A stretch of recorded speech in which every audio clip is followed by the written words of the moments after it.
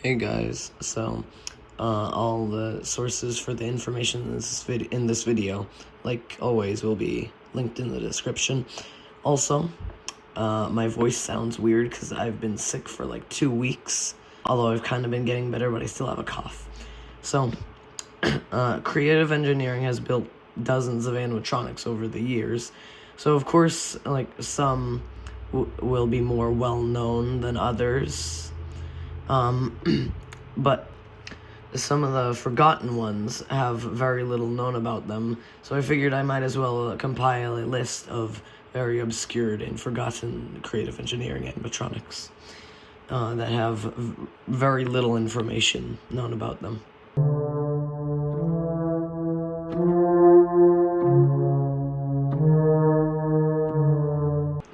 Reginald J. Flootsnoot is a dragon animatronic built in the early 80s that could blow smoke out of his nostrils and he could flap his wings. He was made for a show that was never realized, called the Extravaganza of Electronimation Excellence Show, also known as the EEE.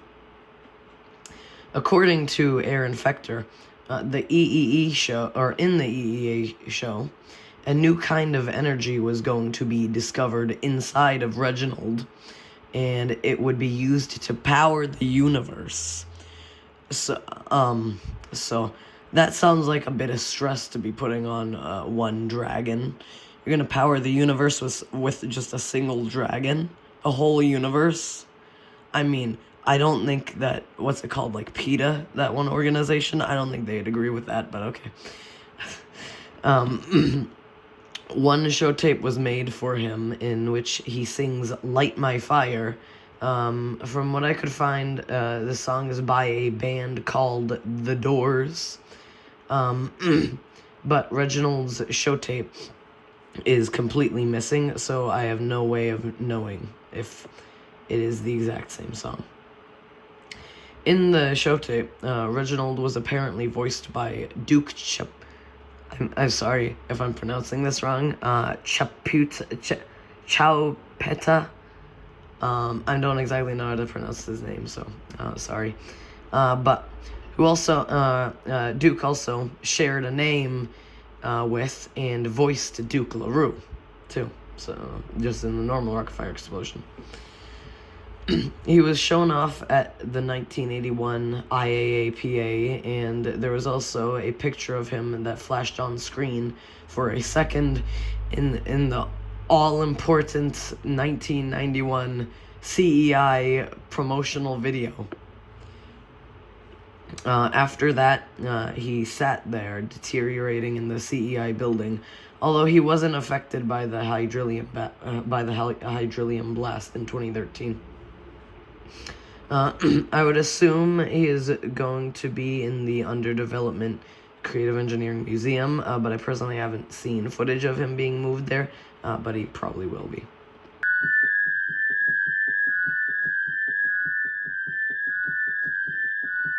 The Scab was the second animatronic from CEI.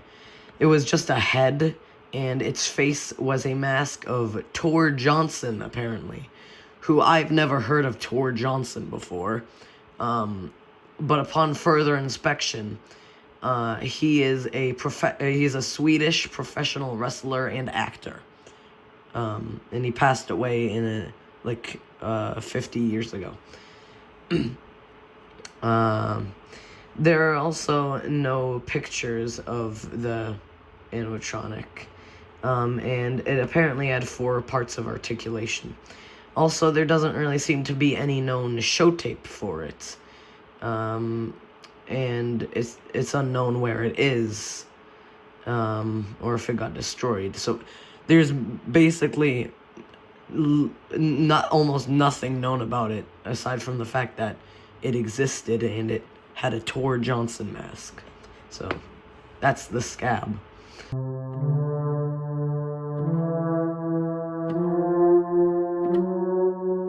The moose and buffalo are 2 animatronics of taxidermy heads mounted onto a wall. I couldn't find much about them, and I couldn't find an exact year that they were made, but they did appear in the critically acclaimed 1991 CEI promotional video, though, so yeah. In the video, they sang "Houston Means I'm One Day Closer to You" by Larry Gatlin and the Gatlin Brothers, which I found out was released in 1984. They were also at the 1984 IAAPA, meaning that they were probably made that year. And in footage of the event, it kind of appears that the Santa Claus Uncle Clunk retrofit interacted with them, but I could be wrong. I don't believe anybody ever purchased them, though, so there's only one set in existence. After that, they just sat in the CEI building for years, and the moose's snout is like really droopy now. He used to have a really nice snout, but now it's droopy. But I believe Aaron said that he isn't gonna fix it because now people like to come in and see the moose with the droopy snout.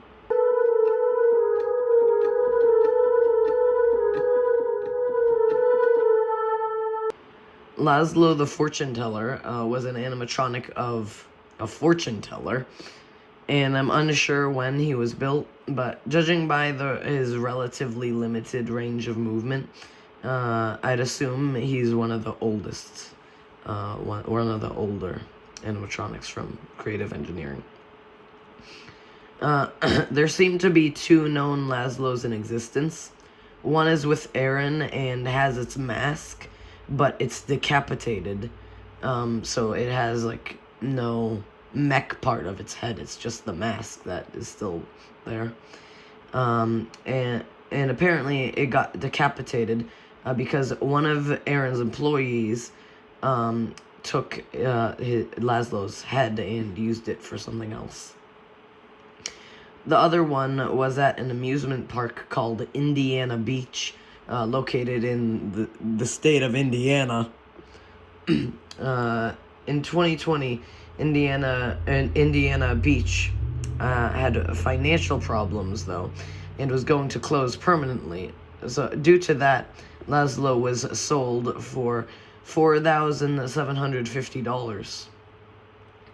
Then, a few months later, Indiana Beach was reopened under new management.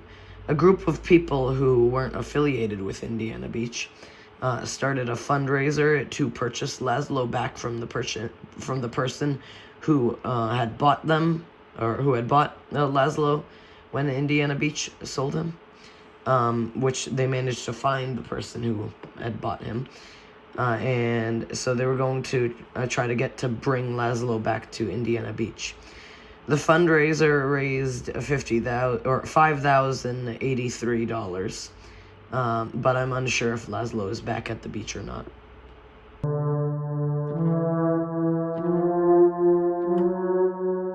The clown was an animatronic that was made to be at information booths in malls.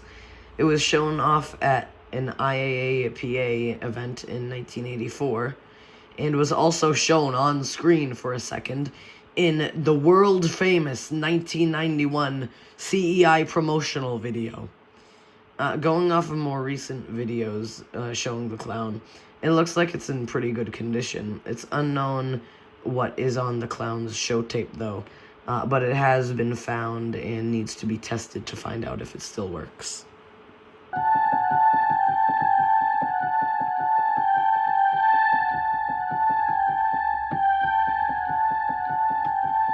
The Dracula animatronic was built for a dark ride / boat ride in Wildwood, New Jersey, sometime in the late 70s. In the pictures of the Dracula animatronic that was at the 1978 IAAPA, he appeared to have plain white-colored skin, but in pictures of him at the ride, he had greenish skin. Some pictures of the ride show him standing on a balcony outside of it, and there is also audio of him basically giving an introduction to the ride. In January of 2002, a fire burned the castle down, and 2 teenagers ended up getting arrested for starting the fire, as well as for burglary and criminal mischief. Some people took unharmed things from the burned-down castle, and a trampoline attraction was built in place of the castle. I'm not fully sure, but it's probably safe to assume that the Dracula animatronic was extremely badly damaged from the fire, and so it was discarded, most likely. Also, from my knowledge, no one was harmed in the fire. I figured I should add that.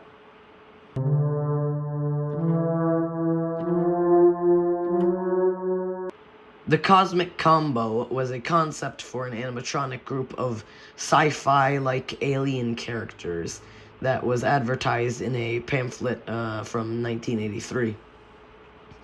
According to the pamphlet, the Cosmic Combo are known as the first band to achieve interstellar appeal and recognition. Their names are Zax, Skinhead, the Inca Twins, and Wampus. Also, I figure I should mention that I did talk about the Cosmic Combo in the Moonrockers video I made a few months ago, but I figured I should bring them up here, because they have relevance here.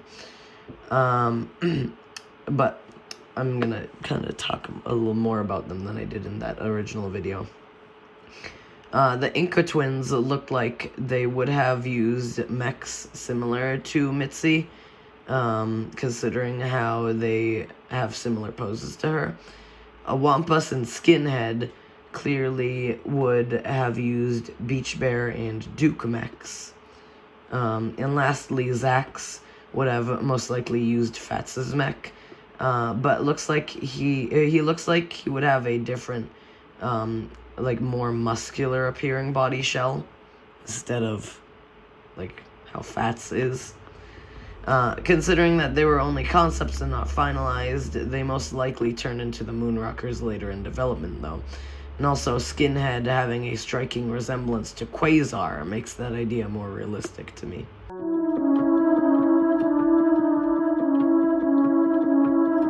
Ratzo was an early animatronic rat built in the mid-70s, with there being 2 copies in existence. One is still with Aaron, and the other one was used in a Harley-Davidson dealership in Daytona Beach, Florida. It apparently sat in the window of the dealership, advertising for people to come in. That's it. He basically just looks like a gumdrop with a rat head. It looks like a gumdrop with the head of a rat. So, pretty weird looking.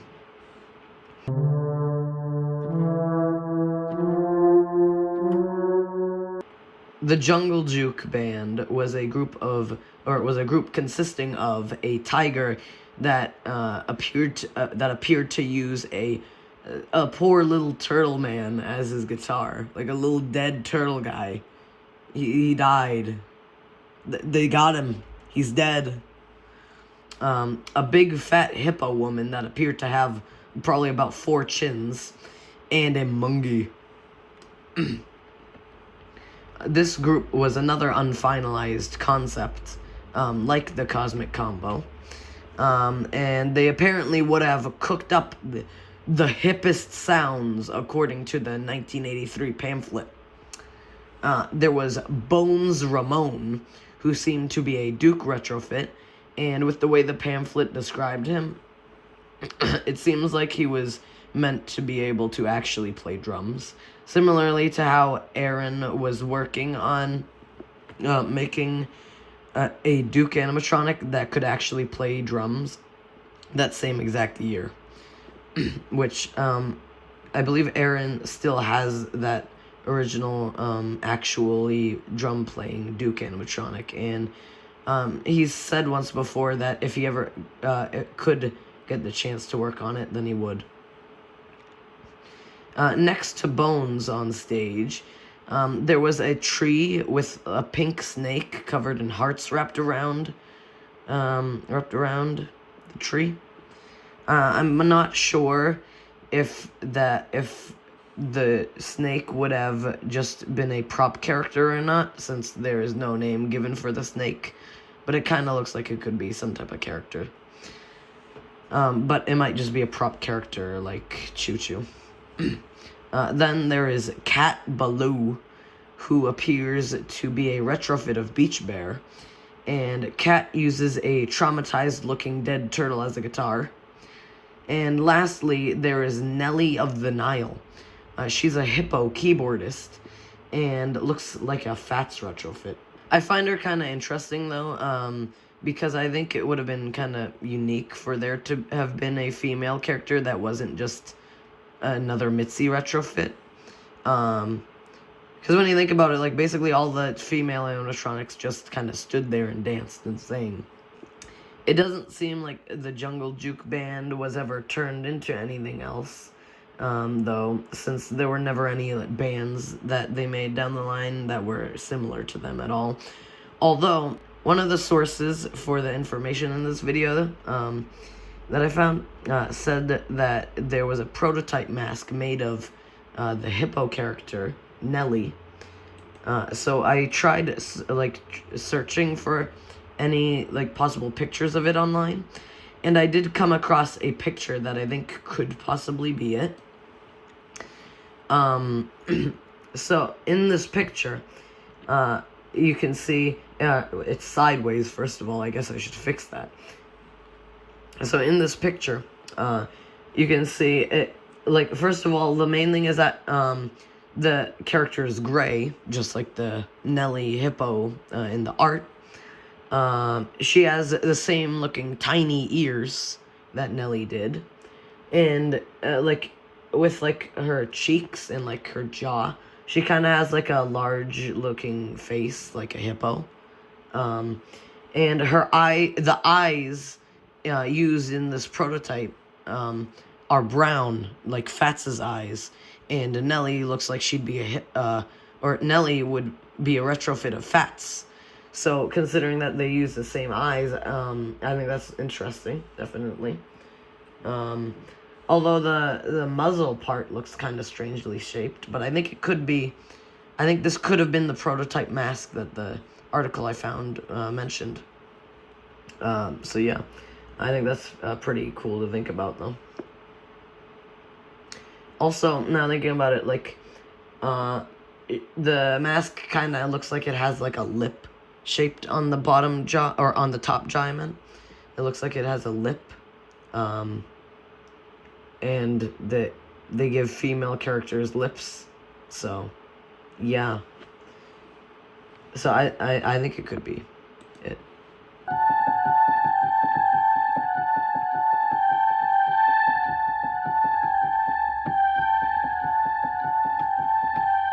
Willie Wabbit was the first animatronic from Creative Engineering ever.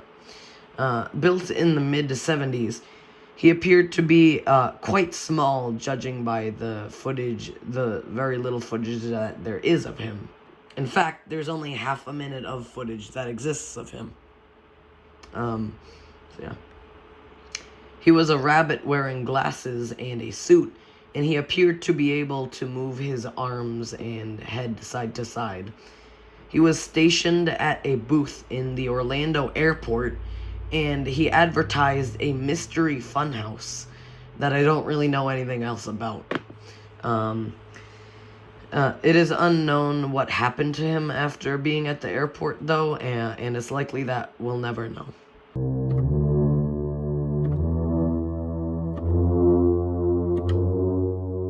The Wizard of Oz show consisted of 3 main animatronics: the Scarecrow, the Tin Man, and a talking tree. Although there were also some prop characters of, crows and flowers. They all shared a single stage that was decorated to look like the yellow brick road in the middle of the forest. They were shown off at the 1983 IAAPA, and again they were also shown off in the classic piece of cinematography known as the 1991 CEI promotional video. So that's quite the reputation.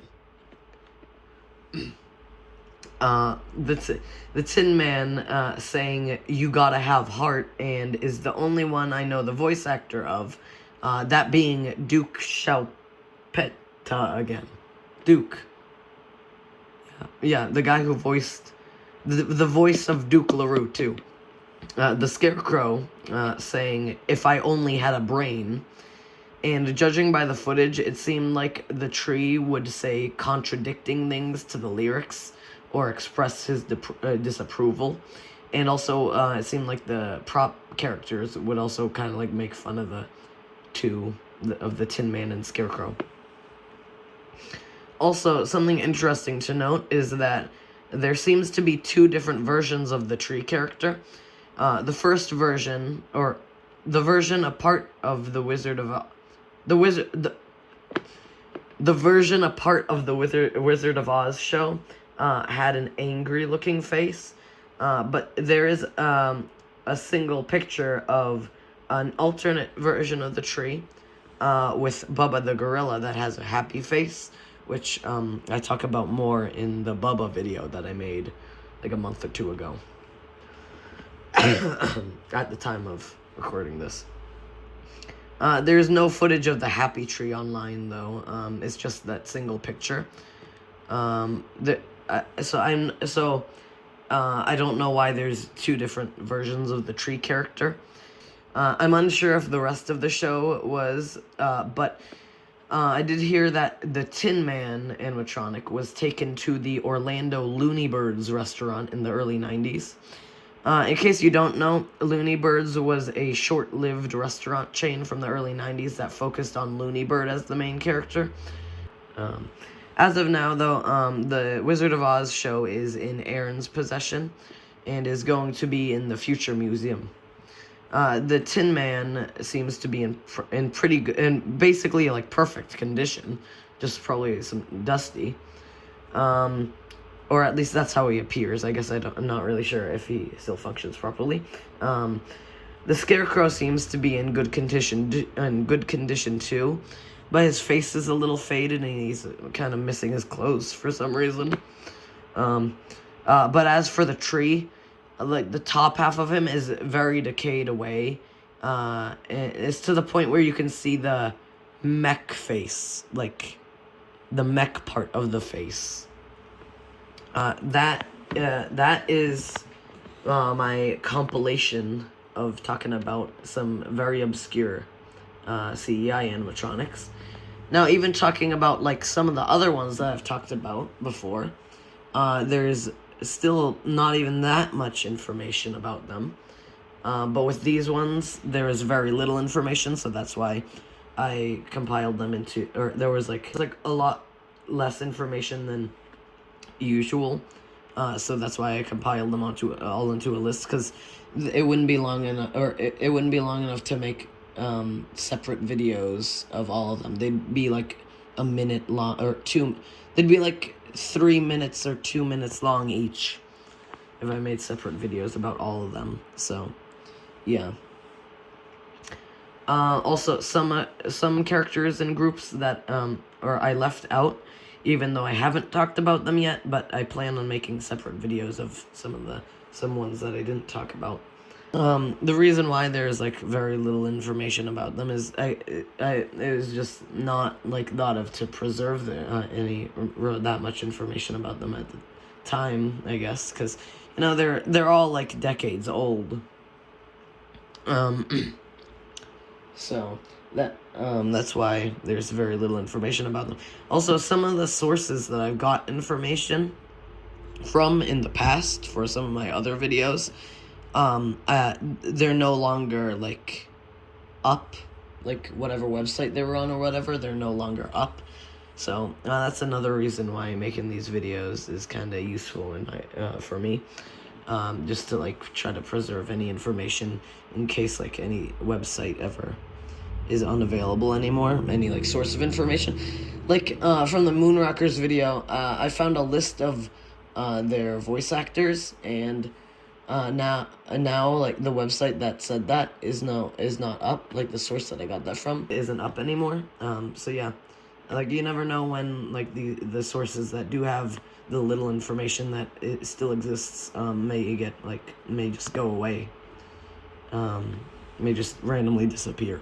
So, yeah. That's all I have to say, for, today. Bye-bye for now. If you are interested in this topic, I make CEI or a video on I make a video on CEI like once or twice a month. So yeah, if you're interested in that topic. And so yeah.